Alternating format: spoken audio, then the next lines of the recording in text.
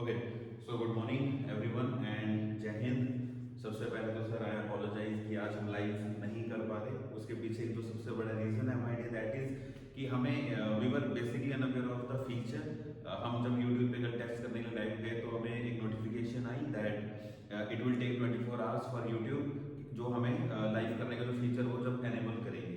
तो कहीं ना कहीं उसके लिए सर अपोलोजाइज, बट नाउ जैसे कि मैंने हमेशा कहा है सर, रुकना नहीं है दोस्त, रुकना नहीं है, थकना नहीं है। दोबारा आ चुका हूं सर आप सबके सामने एक टास्क वन लेके। जैसा कि आप यहाँ पे देख सकते हैं सर कि आज हम यहाँ पे टास्क वन में पाई और यहाँ पे हम टेबल चार्ट को करने वाले हैं। जितना होगा उतना अच्छा मैं आपको आज ये समझाने वाला हूँ सर। आप में से किसी भी बच्चे को at any point of time अगर लगता है कि सर ये चीज की प्रॉब्लम थी, ये चीज की प्रॉब्लम थी, माय डियर आई रिक्वेस्ट कि वो नीचे कमेंट सेक्शन में लिखते रहेंगे इस चीज को। अदरवाइज मैं आपको एक और भी अच्छा ऑप्शन देता हूँ, नीचे डिस्क्रिप्शन के अंदर हमारे ऑफिस का व्हाट्सएप नंबर है माय डियर। इसे अपने पास आप सेव करेंगे और मुझे व्हाट्सएप पे अपनी इंक्वायरी आप भेजेंगे। मैं with in 24 hours audio record करके आपके व्हाट्सएप पर रिवर्ट करूंगा sir. I repeat, audio record करके मैं आपको रिवर्ट करूंगा सर। फॉर्मेलिटी नहीं चलेगी कि मैं कमेंट सेक्शन पे रिप्लाई कर रहा हूं, नहीं माय डियर। ऑडियो रिकॉर्ड करके आपका एक डाउट मैं यहाँ पे क्लियर करने वाला हूँ आज। ओके, तो without wasting much of the time हम चलते हैं सर टास्क वन के ऊपर और समझने की कोशिश करते हैं कि टास्क वन में बेसिकली बच्चा गलती क्या करता है, बच्चे की वर्ड चॉइस कैसे होती है और बच्चे बेसिकली इस पे कैसे वर्कआउट कर सकते हैं ना। The pie chart and table present information on percentage of imported seafood to the UK from three nations and total value of seafood. Sir ये basically combination of pie and table है, right. In fact इससे पहले, इसको मैं बीच में रोक रहा हूँ सर, इससे पहले हो सकता है काफी बच्चों को इसको समझने में थोड़ा सा दिक्कत आए। तो अगर आप चाहते हैं कि मैं बेसिक क्लास में राइटिंग टास्क वन के ऊपर हूँ सर, कमेंट सेक्शन में जरूर लिखना माय डियर कि सर एक क्लास आप बेसिक के ऊपर जरूर दें, टास्क वन में फॉर्मेट के ऊपर दें, लिंकर्स के ऊपर दें। अगर आप चाहते हैं मैं बैंड डिस्क्रिप्टर को समझाऊं सर, वो भी कमेंट सेक्शन में जरूर लिखना कि सर बैंड डिस्क्रिप्टर को समझा दीजिए। अगर आप चाहते हैं सर मैं टास्क टू का फॉर्मेट समझाऊं सर, वो भी आप कमेंट सेक्शन में जरूर लिखना कि सर आप टास्क टू का हमें फॉर्मेट बता दीजिए। माय डियर, इसी के साथ साथ यहाँ डिस्क्रिप्शन के अंदर मैं अपनी ईमेल आईडी भी आप लोगों को दे रहा हूँ माय डियर। जितने मेरे दोस्त, जितने मेरे कैंडिडेट्स अपना टास्क भेजना चाहते हैं चेकिंग के लिए, उस मेल आईडी पे भेज सकते हैं। विद इन 24 आवर्स हमारी टीम आपको रिवर्ट करके चेक करके वापस देगी। Now without wasting much of the time हम टास्क वन के ऊपर आते हैं। जैसे कि आप देख सकते हैं सर, यहाँ पे जो हमारे पास टास्क वन है ना, फिर टास्क वन करने का दो तरीका होता है। एक तरीका क्या होता है जो नॉर्मली हर एक टीचर फॉलो करता है, वो क्या होता है कि मैं ही आपको इंट्रो बोल दूं, मैं ही आपको ओवरऑल बोल दूं, मैं ही आपको बॉडी पैरा बोल दूंगा सर। तो इसमें हमारा समझने का रोल कुछ नहीं होता। यहाँ पे बेसिकली मेरा मेन पर्पस क्या है, मेरा मेन पर्पस है कि मैं आप लोगों को अवेयर कर सकूं, आपको ट्रेन कर सकूं। इसको समझने के लिए सर एक छोटा सा कॉन्सेप्ट यहाँ पे मैं समझाना चाहता हूँ, दैट इज कि हमारे पास दो टाइप के टास्क वन होते हैं। यहाँ पे आप ध्यान देंगे सर, इसके ऊपर मैं डिटेल वीडियो भी आराम से बनाऊंगा। दो टाइप के टास्क वन होते हैं सर, एक होता है हमारे पास स्टैटिक एंड सेकंड वन होता है सर हमारे पास डायनामिक।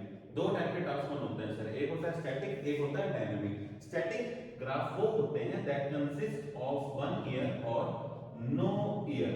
अगर किसी ग्राफ में वन ईयर या कोई भी ईयर नहीं है तो वो स्टैटिक होता है। However if a graph consist of more than one year तो वो हमारे पास डायनामिक ग्राफ होता है। अगर किसी में वन ईयर से ज्यादा है तो वो डायनामिक होता है। तो जब भी आप स्टैटिक के ओवरऑल में वर्ड्स यूज करेंगे तब आप यहाँ पे यूज करते हैं सर हाईएस्ट, लोएस्ट, और एक बहुत अच्छी टर्म आती है that is more X than Y. इसको मैं आपको आराम से डिटेल में समझाऊंगा कि ये बेसिकली ओवरऑल यूज कैसे होता है।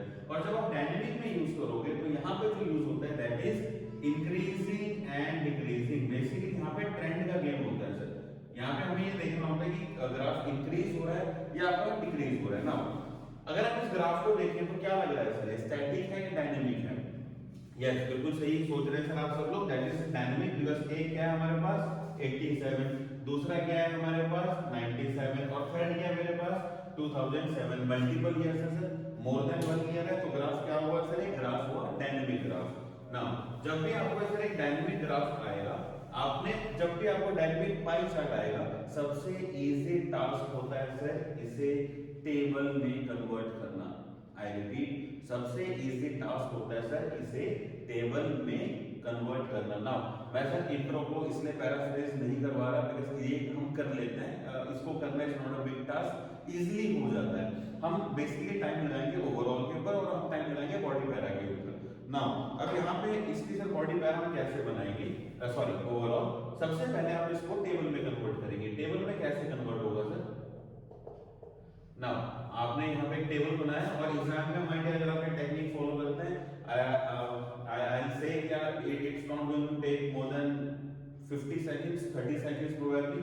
सो यहाँ पे आपने सर तीन हमने यहाँ पे ईयर बेसिकली मेंशन करे, that is first one is 1987, second one is 1997 and third one is 2007। तो यहाँ पे आ रहा था सर एक और मेरा ग्राफ। क्वेश्चन क्या पूछा sir? Imported sea food to the UK. पहला इंपोर्टेड सी फूड, तो आप यहाँ पे ऊपर लिख सकते हैं इंपोर्टेड सी फूड। पहली कंट्री कौन सी है सर हमारे पास? रैंडमली आप पोलैंड से शुरू कर लीजिए। Poland followed by Sweden followed by Germany, right. So Poland में मेरे पास इनिशियल कितना है सर? 65। यहाँ पे कितना चला गया पोलैंड? 35 और यहाँ पे कितना हो गया सर? ये 30। Now when it comes to Sweden, Sweden has a 28. Second year में it's 40 and in third year it's 43. Germany in initial year was 7%, then after a decade it went up to 25 and then it went up to 27%. Now ये हमारे पास एक table बना। अब आप इस चीज को सर सीरियसली सोचो, पाई करना इजी लग रहा है टेबल, आपके 90% हो सकता है, 100% बच्चे कहेंगे सर टेबल करना बहुत ज्यादा इजी है। रीजन भी कि इसको देखो आप कितने अच्छे से देख सकते हो, क्या imported sea food to the UK from Poland Sweden Germany कितना इजी है हमारे पास। नाउ ये क्या है हमारे पास? 65 35 30। जैसे कि मैंने कहा था कि जब भी डायनामिक ग्राफ आएगा आपने चेक करना है कि वो ग्राफ इंक्रीज हो रहा है या डिक्रीज हो रहा है। 65 से 30 क्या हो रहा है सर? ये डिक्रीज हो रहा है। 28 से 43 इंक्रीज हो रहा है। 7 to 27 इंक्रीज हो रहा है। बड़ा सिंपल ओवरऑल है सर यहाँ पे।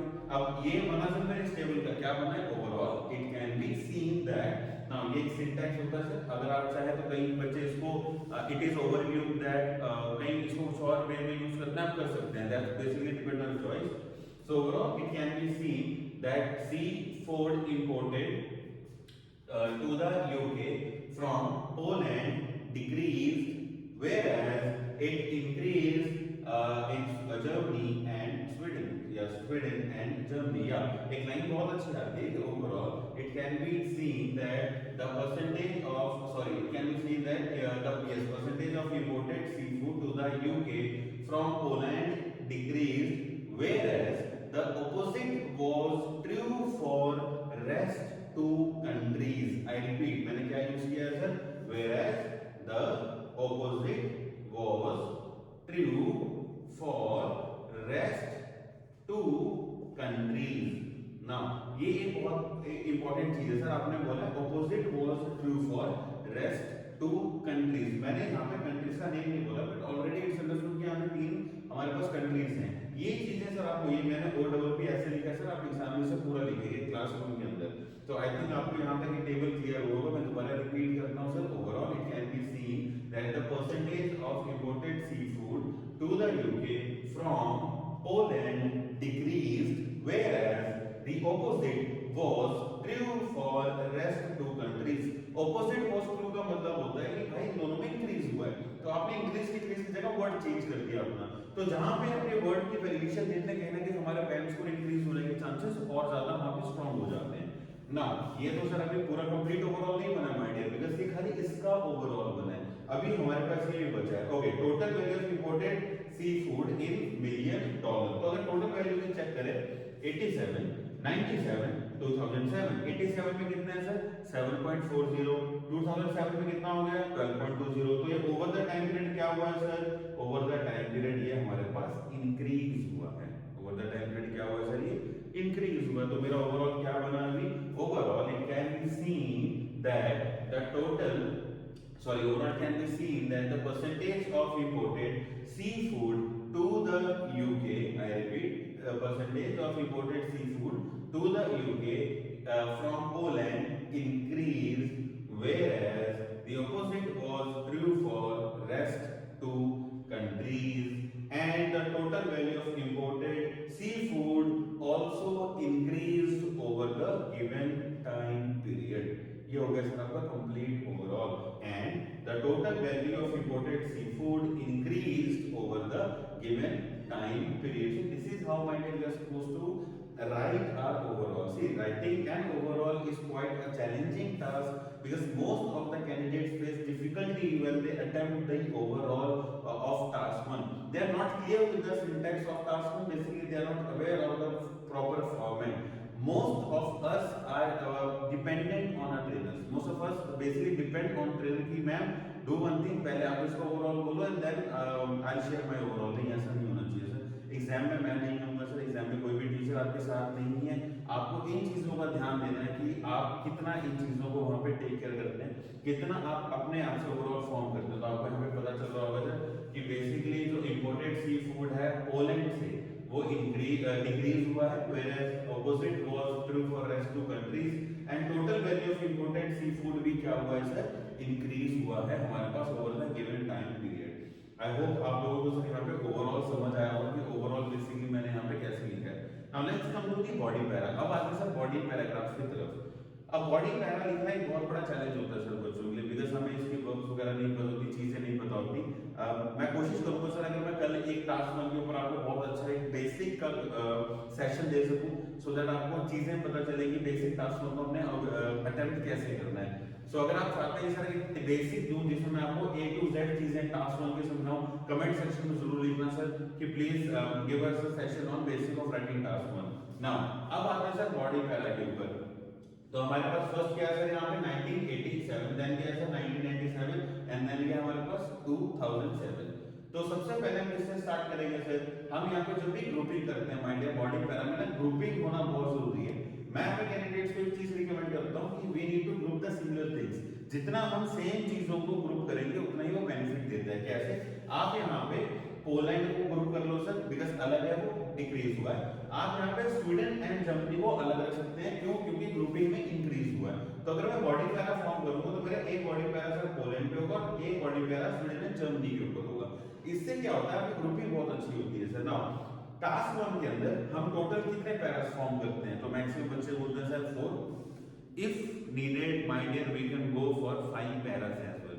अगर जरूरत पड़े तो 5 पैरास तक भी जा सकते हैं अगर जरूरत पड़े तो. आई रिपीट, जरूरत पड़ने पे. नाउ फॉर एग्जांपल अगर हम इसको लिखना शुरू करेंगे. अच्छा एक चीज और जो मैं बताना चाहता हूं, जब भी हम टेबल को अटेम्प्ट करते हो तो ये दो चीजें जरूर चेक करना है.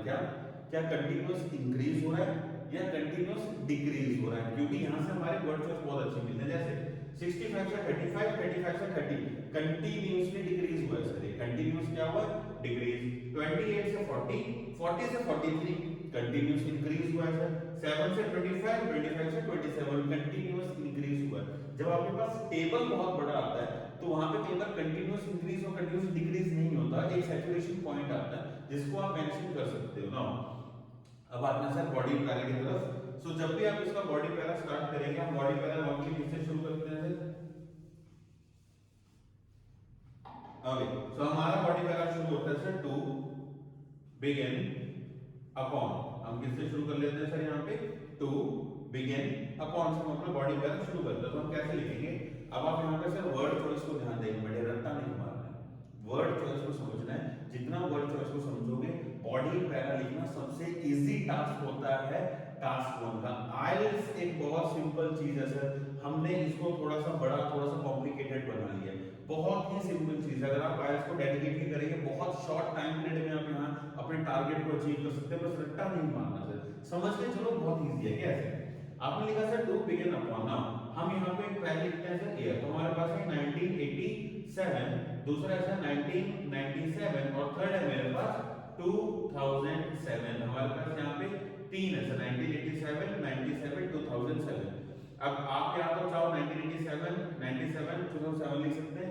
इसके बाद सर मैं इसको इनिशियल ईयर भी लिख सकता हूँ, इसी को सर मैं स्टार्टिंग ईयर भी लिख सकता हूँ. तो मैंने इसको क्या लिखा? Initial year.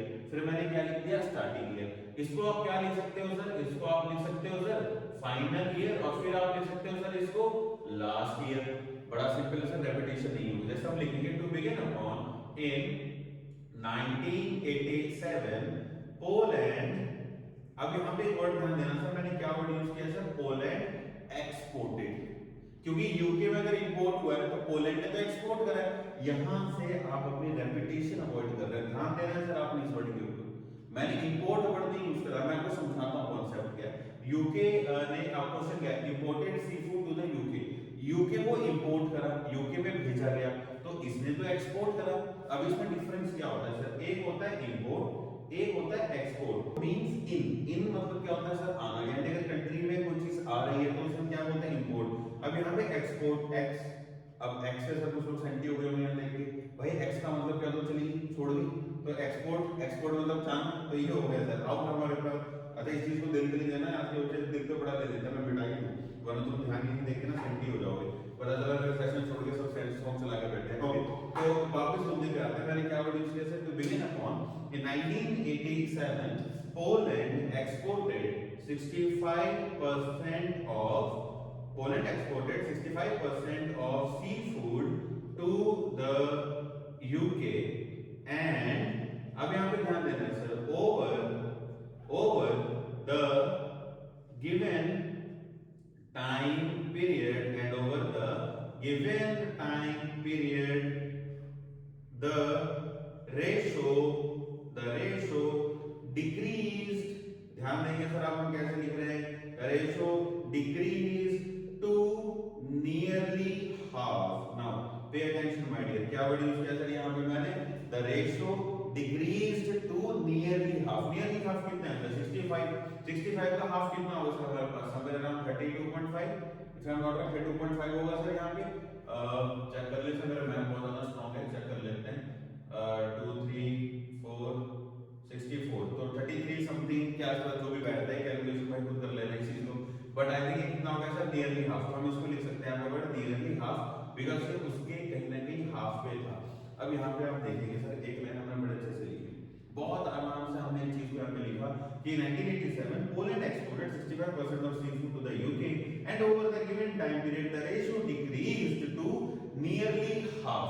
नियरली हाफ मतलब कितना था, 30 था सर, आपने वर्ड का डेटा रिपीट नहीं करा सर, मैंने एक जगह 65 लिखा, मैं दूसरी जगह क्या लिख रहा हूं, मैं नियरली हाफ लिख रहा हूं सर वहां पे। यही चीजों के एग्जामिनर को चाहिए वहां पे कि आप कितनी रेपिटेशन रोकते हो। रेपिटेशन का मतलब ये नहीं होता सर कि आप बार-बार वर्ड यूज कर रहे हो, रेपिटेशन का मतलब ये नहीं होता आप कितने हाई-फाई वर्ड्स यूज कर रहे हो, सॉरी सिनोनिम्स का मतलब होता है उसी चीज को कैसे प्रेजेंट कर रहे हो मेरे ऊपर। 65 का हाफ 32 पॉइंट समथिंग होता है सर, 33 होता होगा मैक्सिमम में, या जो भी होता है सर वो नियरली 30 के आसपास है। तो यहाँ पे एक चीज तो मेरी क्लियर हुई, और दूसरा आपने यहाँ पे टाइम पीरियड को कैसे लिखा है, over the given time period, given time period कितना, अगर आप चाहते हैं भी लिख सकते हैं, over the given time period of कितना हुआ सर ये 10 and 20, over the given time period of 20 years या over the given time period of 2 decades, तो आपके पास कहीं ना कहीं चीजें रिपीट नहीं हो रही। अब आते हैं सर यहाँ पे, आई होप सर आपको यहाँ तक समझ आया होगा। यहाँ पे मैंने क्या वर्ड यूज किया है आपने ध्यान देना है, यहाँ पे मैंने पहले लिखा था इन 1987, फिर मैंने यहाँ पे 65% लिखा, उसके बाद में डेटा डायरेक्ट कहाँ लेके आया, टू नियरली हाफ, ठीक है जी, ये हमारे पास फर्स्ट था। अब मैं बात करूंगा सर स्वीडन एंड जर्मनी की, ये सर डिक्रीज हो रहा था वो इंक्रीज हो रहा है, कॉन्ट्रडिक्शन आएगा सर, तो मैं स्टार्ट किससे करूंगा यहाँ पे, however अगर आप चाहते हैं सर कि मैं GRA के ऊपर भी एक वीडियो बनाऊं, माय डियर कमेंट सेक्शन में लिखना मत भूलना, इफ यू वांट कि मैं GRA के ऊपर भी वीडियो बनाऊं कमेंट सेक्शन में इस चीज को लिखना जरूर ना। जब मैं लिख रहा हूं सर however का मतलब होता है कॉन्ट्रडिक्शन, इस चीज को मैं यहाँ पे कॉन्ट्रडिक्ट कर रहा हूं, सो however okay, Sweden and Germany की मैं बात करूं तो सबसे पहले मैं बात कर सकता हूं स्वीडन, तो आप बोल सकते हो सर स्वीडन, ठीक है, आपने बोला Sweden in the initial year, अब यहाँ पे आपने ध्यान देना है Sweden in the initial year मतलब पहले क्या था सर 87, अब मैंने क्या बोल दिया sir initial year, exported 28% of sea food, ठीक है, imported 28% of sea food and from 1997 to 2007, अब टाइम पीरियड को सर मैंने यहाँ पे ऐसे लिख दिया, फ्रॉम 1997 टू 2007, ऊपर मैंने टाइम पीरियड को कैसे लिखा था, over the time period of 20 years. अब यहाँ पे आप एग्जामिनर को क्या शो कर रहे हैं सर कि मैं रिपीटिशन नहीं कर रहा सर चीज की, बार-बार मैं यहाँ पे बच्चे क्या मिस्टेक करते हैं, 87 97 87 97 2007, फिर अगेन 87 97 2007 चेक करते हैं। सो हाउएवर यहाँ पे मैंने इनिशियल ईयर 87 को लिखा कि कितना इंपोर्ट किया है, एक्सपोर्ट किया sorry 28%, and from 1997 to 2007 okay. अब ये 2843 एक बार चेक करते हैं 28 कितना हुआ सर 16 2245 नहीं डबल तो नहीं हो रहा है सर ये ना मिनी कैलकुलेशन हमेशा दिमाग में रखनी है क्या मैं डेटा का वर्ड कैसे कर सकता हूं। तो आप लिख सकते हो and from 1997 to 2007 it witnessed a continuous increase। see क्या वर्ड यूज कर दिया सर मैंने यहाँ पे, it witnessed a continuous increase। इसके ऊपर भी सर मेरा एक सेशन आपको जरूर रहेगा कि रेपिटेशन कैसे अवॉइड करनी है। So it witnessed a continuous increase. मेरी राइटिंग की तरफ आपने ध्यान नहीं देना सर। खुबरी लैंग्वेज एक बहुत पहले होती थी, मैंने उसको जिंदा रखा हुआ है जो मेरी राइटिंग में मेरी भावनाओं को सुनकर भावनाओं को राइटिंग में नहीं देख रहे। जो कैंडिडेट मेरी क्लास में बैठते हैं उनको वो काफी हैबिचुअल हो गए इस राइटिंग के साथ, तो वो खुद ही समझ रहे होंगे कि सर आप बोलते जाओ हम समझ जाएंगे, आप लिखते जाओ। तो यहाँ मैंने क्या बोला sir, it witnessed a continuous increase of. अब यहाँ पे मैं क्या कर सकता हूँ सर 43 28, तो मैं इसको सब्ट्रैक्ट कर सकता हूँ 43 से 28 कितना हो गया sir 30 somewhere around 5 50 if I'm not wrong 6 7 8 नहीं it's 25 23 right yeah 23 5 6 7 8 40 yeah। so हम लिख सकते हैं sir it witnessed a continuous increase of 23%। it witnessed a continuous increase of not 23 से 50, it witnessed a continuous increase of 15%।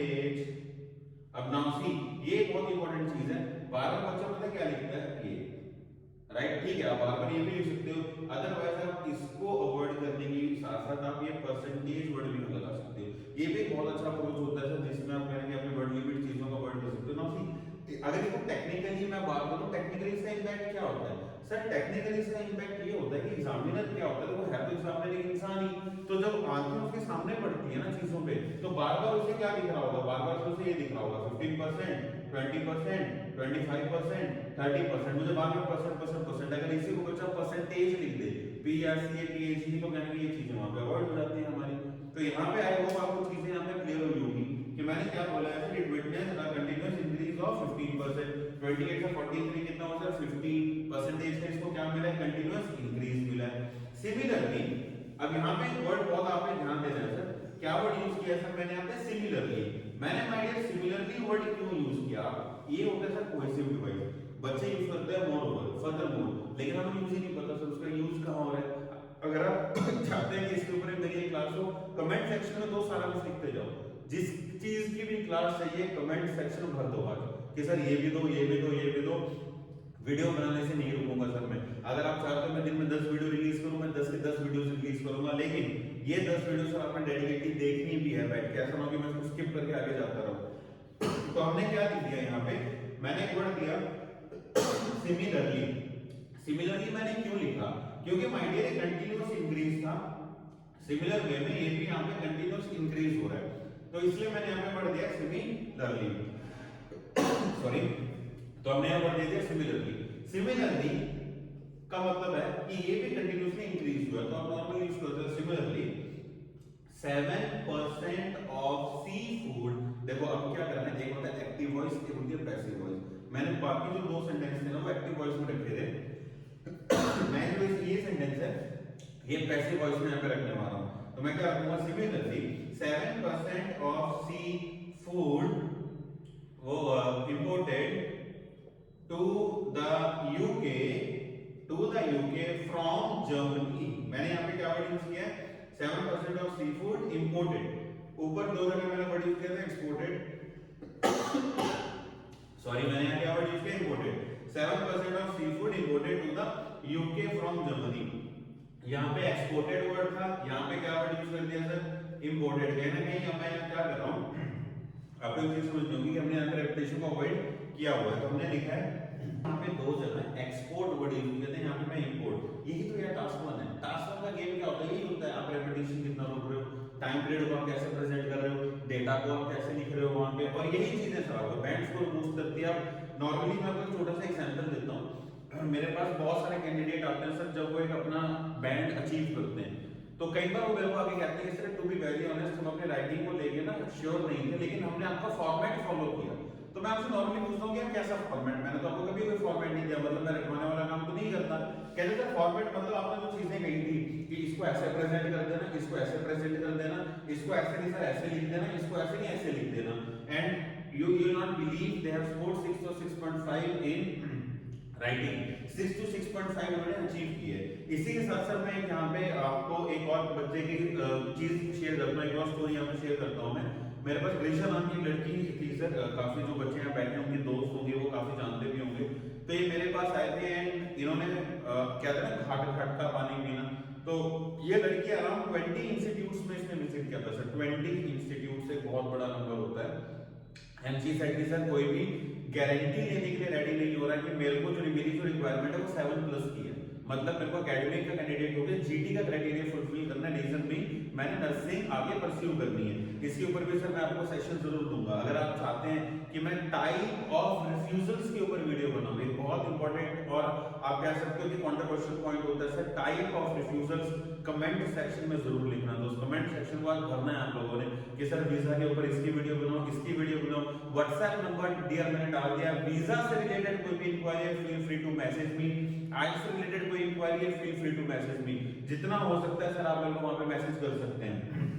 Now अब जैसे कि मैंने ग्रीशा की यहाँ पे स्टोरी बता रहा था सर आपको, तो जब वो मेरे पास आए तब मेरा एक स्टार्टअप था, कंपनी नई नई खड़ी हो रही थी सर, कहते कि सर आप गारंटी ले सकते हो। तो मैंने उनको एक बड़ी सी चीज बोली थी कि देखो मेहनत आपकी होती है सर, गाइडेंस हमारी होती है, दोनों में एक चीज का फर्क होता है, मेहनत आपकी गाइडेंस हमारी। उल्टा नहीं होना चाहिए कि हम मेहनत कर रहे हैं लेकिन बच्चा मेहनत नहीं कर रहा है। No doubt she really work hard, दिन में मेरे को 2-2 3-3 टास्क को लिखते थे। जब वो फर्स्ट सेकंड डे आए तो उन्होंने बोला सर समझ तो आ रहा है मुझे, लेकिन एक क्रैम्ड फॉर्मेट था। मैंने उन्हें हमेशा एक चीज बताई कि जितना नेचुरल लिखोगे, एक चीज हमेशा ध्यान रखना sir, writing task 1 and task 2 का एक मूल मंत्र होता है, दैट इज जितना नेचुरल लिखोगे उतना ज्यादा स्कोर आएगा। जितना सर हम इसको मॉडिफिकेशन करेंगे उतना कम स्कोर आएगा हमारा। तो आपने हाई-फाई इंग्लिश नहीं लिखना, नॉर्मल आराम से लिखना है। वोकैबुलरी के ऊपर भी सर एक सेशन रहेगा। स्पीकिंग के ऊपर अगर आप चाहते हैं सेशन हो, माय डियर रुकेंगे नहीं सर, जोश के साथ खड़े हुए हैं यहाँ पे। जिस जिस सेशन के ऊपर, जिस जिस टॉपिक के ऊपर चाहिए, स्पीकिंग पे चाहिए, राइटिंग पे चाहिए, टास्क 1 टास्क 2 पे चाहिए, बैंड डिस्क्रिप्टर पे चाहिए, जीआरए पे चाहिए, एलआर पे चाहिए, कोरेक्शन क्वेश्चन पे चाहिए, रीडिंग पे चाहिए सर, एमसीक्यू पे चाहिए, मैथ्स हेडिंग पे चाहिए, ट्रू फॉल्स पे चाहिए, यस नो नॉट गिवन पे चाहिए, कमेंट सेक्शन भर दो दोस्तों कि सर हमें ये चीजें आप बताओ। ये जो 10 से 12 दिन हमारे पास मिले, इसमें हम इतना कुछ सीखने वाले हैं जो हमें कहेंगे एग्जाम में क्लास में बहुत ज्यादा हेल्प करेगा। नाउ जैसे कि मैं यहाँ पे बात कर रहा था, तो उन्होंने काफी मेहनत करी सर, उस लड़की ने बहुत मेहनत करी, हमने उसको बहुत अच्छे से पूरी टीम ने डेडिकेटली गाइड करा and eventually she has scored 8777। मुझे शायद याद नहीं उनके 2 में 8.5 थे, लेकिन ओवरऑल उनका 8 बैंड स्कोर तो ओवरऑल था। यही एक केस हमारे पास बहुत ज्यादा केस और भी आते हैं। कई बार मेरे पास जीटी के बच्चे बहुत अप्रोच होते हैं सर, फॉरेन से मैंने कई बच्चों को टीच किया, कनाडा में मैंने बहुत बच्चों को टीच किया जिनके 8,777 बैंड स्कोर आए, और वो कैसे आते हैं, जितना नेचुरल लिखोगे बैंड उतना अच्छा आएगा। जितना सर इसमें हम रटी हुई लैंग्वेज डालेंगे, क्रैम्ड लैंग्वेज यूज करेंगे, क्रैम्ड वर्ड्स यूज करेंगे, उतना ही आपका बैंड स्कोर कम होगा। इस चीज का मैंने हमेशा ध्यान रखना है। सिंपल लिखो, सिंपल ना, सिंपल लिखो मतलब सिंपल सेंटेंस स्ट्रक्चर नहीं होना चाहिए, इसमें फर्क होता है। सिंपल सेंटेंस स्ट्रक्चर कुछ और होता है, सिंपल लिखना कुछ और होता है। जैसे मैं यहाँ पे आपको सिमिलरली वर्ड मैंने यूज किया, ये बहुत डीप वर्ड है सर। कैसे ये इंक्रीज हो रहा था, कंटीन्यूअस इंक्रीज था, तो मैंने क्या वर्ड यूज किया, सिमिलरली। क्यों? क्योंकि ये भी हुआ है, ये पावरफुल वर्ड्स आपकी एलआर को स्ट्रॉन्ग करते हैं। एग्जामिनर चेक करता है कि इसके लेक्सिकल रिसोर्स कितने अच्छे हैं, सोफिस्टिकेटेड कंट्रोल है या नहीं है। सोफिस्टिकेटेड कंट्रोल किसे बोलते हैं, नेचुरल कंट्रोल है या नहीं है बच्चे ने लैंग्वेज पे। ऐसा तो नहीं कि वो रट्टा मार के आए। अब लिखने को तो सर मैं इसको मोर ओवर भी लिख सकता हूँ यहाँ पे। अब आप मुझे खुद बताओ, मोर ओवर ज्यादा अच्छा लग रहा है, सिमिलरली ज्यादा अच्छा लग रहा है, आपकी चॉइस है। अब हो सकता है सर आप में से मैक्सिमम 99% बच्चे बोलेंगे सिमिलरली अच्छा लग रहा है। माय डियर, वर्ड चॉइस होती है हमारी, वर्ड चॉइस एलआर का पार्ट है कि वर्ड चॉइस कैसी है आपकी। शब्द बहुत मैटर करते हैं सर, इंग्लिश में बड़ी अच्छी लाइन है कि word hurt more than arrows, right, word hurt more than arrows. जो शब्द है ना वो तीर से ज्यादा चुभते हैं। सेंटी नहीं होना इस बात पे, तुम हर बात पे सेंटी होकर बैठ जाते हो। हाँ सर सही कहा आपने, बिल्कुल बड़े चुभे हैं शब्द नहीं। यहाँ पे बात हो रही है आइल्स की, दिनचर्या की चीजें। चलो अभी ऑफलाइन क्लास में होते तो अपने बड़े अच्छे अच्छे कैंडिडेट हैं जो काफी सेंटी हो जाते हैं शब्द सुन के, मैं उनका अभी यहाँ नाम ऑनलाइन ले नहीं सकता। ओके, सो यहाँ पे हमारी वर्ड चॉइस है, तो हमने क्या लिखा, similarly 7% of sea food imported to the UK from Germany. Passive voice डाल दी सर, ऊपर एक्टिव वॉइस चल रही थी, पैसिव वॉइस आ गया, ऊपर पैसिव चलाओ नीचे एक्टिव ले आओ। ये एक बहुत अच्छा तरीका होता है रेपिटेशन अवॉइड करने का। हर बार सिनोनिम के साथ रेपिटेशन अवॉइड नहीं होगी, आपको फॉर्म्स भी चेंज करने का। आपने यहाँ पे क्या फॉर्म चेंज किया, आपने एक्टिव पैसिव का गेम आप यहाँ पे ले आए। बहुत सिंपल है माय डियर, टास्क 1 बहुत सिंपल होता है अटेम्प्ट करना। मैंने बार-बार कहा सर, पूरे जोश के साथ यहाँ खड़े हैं माय डियर, कमेंट सेक्शन में लिख दो नीचे कि सर ये डाउट है। जो डाउट है वही लिखना, कि कुछ और लिखते रहो बैठ के। जो भी डाउट है वो लिखना। व्हाट्सएप नंबर सर मैंने आपको अपना दे दिया है। व्हाट्सएप पे सर आज कम से कम 100-200 मैसेज होने चाहिए मेरे पास कि सर ये चीजें हमें नहीं पता चल रही, इन चीजों में बताओ। माय डियर, जितनी वीडियो कहोगे, दिन में 50 वीडियो डालने के लिए मैं यहाँ पे तैयार हूँ, लेकिन मेहनत करनी पड़ेगी सर मेरे साथ मिलके। और साथ में डिस्क्रिप्शन में सर मैंने ईमेल आईडी भी लिखी है, अपने टास्क आप वहां पे भेज सकते हैं ना। 7% of seafood imported to the UK from Germany and over the, ध्यान देंगे सर आप क्या लिखा हुआ है, over the span of 2 decades। now see 2 decade किसको बोला सर मैंने, ऊपर मैंने एक वर्ड यूज किया था over the time period of 20 years। 20 years मतलब क्या होगा सर, 2 decade। decade क्या होता है, आई थिंक सदी को, शताब्दी को कहा जाता है सर ये। तो 1 decade equals to 10 years। तो 2 डेकेड को कितने हुए सर यहाँ पे 20 इयर्स। तो सिंपलर वे में मैंने क्या बोल दिया, ओवर द स्पैन ऑफ, ऊपर मैंने टाइम पीरियड वर्ड यूज किया था, यहाँ पर क्या वर्ड यूज किया सर मैंने, over the span of 20 years it increase up to 27%। अब यहाँ पे क्या वर्ड लगा दिया सर आपने, increase up to. Now see यही चीजें तो माय डियर टास्क पेरेंट्स को देती है। अगर अब आप अपने टास्क में पूरा अटेम्प्ट करो and you will get to know कि हमने कहीं पे भी रेपिटेशन अवॉइड नहीं करी, कहीं पे भी हमने अपना सेंटेंस स्ट्रक्चर अवॉइड नहीं करा, बहुत अच्छे तरीके से हमने प्रेजेंट करा। नाउ पाई चार्ट की तरफ से मैंने एक बार भी नहीं देखा, मेरा पूरा ध्यान किसकी तरफ था, टेबल की तरफ था। सिमिलर वे में जब भी स्टैटिक डायनामिक पाई चार्ट आता है, आपको उसे टेबल में कन्वर्ट करना है। स्टैटिक पाई को कन्वर्ट मत करना, स्टैटिक पाई को कन्वर्ट करोगे उसका फायदा नहीं होता।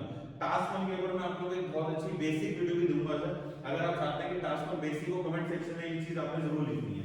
नाउ ये तो सर हमारे पास हो गए ऊपर वाले ग्राफ का नाम। अब आप जब भी इसकी बात लिखेंगे बड़ा सिंपल होगा सर, आप कैसे लिख सकते हैं, so moving towards the total value of imported sea food in million dollar नहीं लिखना है, moving towards the total value of imported C food, या नॉर्मली आप लिख सकते हो सर मूविंग फर्दर। किससे शुरू कर सकते हो आप, मूविंग फर्दर, इससे भी शुरू कर सकते हो, moving further 7.40 million dollar of seafood imported in the initial year, and this ratio increased up to 12.20 by final year। बहुत सिंपल हो जाता है सर, ये को लिखना नहीं है, आप यहाँ से इसको भी लिख सकते हो कि 7.40 से स्टार्ट हुआ था और ये रेशियो कितना इंक्रीज हो गई सर, 12.20 तक हमारे पास ये रेशियो इंक्रीज हो गई। So this is how my dear we are supposed to attempt the task 1। ये एक तरीका होता है हमारे पास टास्क 1 को अटेम्प्ट करने का। सो आई होप आपको आज ये चीजें क्लियर हुई होगी कि यार एक पाई चार्ट टेबल को हमने टास्क को एग्जाम में कैसे अटेंड करना है। मैं बार-बार ये चीज समझाऊंगा, जितने मेरे दोस्त यहाँ पे मेरी क्लास के स्टूडेंट इस चीज को देख रहे हैं, मैंने इस वीडियो के लिंक को अपने स्टेटस पे जरूर शेयर करना, सो दैट जो भी दोस्त जो भी भाई आपका आइल्स कर रहा है उससे गाइडेंस जरूर मिले कि यार मैंने टास्क 1 में गलती क्या करता हूँ, टास्क 1 में लिखना क्या है। And I am damn sure आप में से बहुत बच्चे जो इस वीडियो को पहली बार देख रहे हैं, उनको एक चीज नॉलेजेबल लगेगी, हेल्पफुल लगेगी। कमेंट सेक्शन में अपनी राय आपने जरूर लिखनी है सर कि सर मेरे को इसमें जो है ना बहुत ज्यादा दिक्कत आ रही है। तो जो भी आप वीडियो चाहते हो सर उस वीडियो के ऊपर मैं लगातार आपके साथ जुड़ा रहूंगा। सो ये था सर हमारे टास्क 1 की वीडियो माय डियर। इसके साथ जो भी वीडियो आपको चाहिए कमेंट सेक्शन में जरूर लिखना। एंड आई होप यहाँ पे आप लोगों ने काफी कुछ नया सीखा होगा। व्हाट्सएप मुझे अपने डाउट्स आप जरूर कर सकते हैं, ईमेल आईडी सर मैंने डिस्क्रिप्शन में दी है। इस टास्क को अटेम्प्ट करके वहां पे जरूर भेजना सर, सो दैट मेरी टीम विद इन 24 आवर्स आपको रिपोर्ट कर सके। So thank you very much my dear सुनने के लिए। Stay tuned, subscribe to the channel, press the bell icon as well, so that आपको अपडेट टाइमली बेसिस पे मिलते रहे। अदरवाइज ऐसा होगा कि मेरी क्लास चली जाएगी और हमें पता नहीं चलेगा कि क्या कुछ हुआ है। तो बेल आइकन को प्रेस जरूर करना। सो thank you very much and stay safe.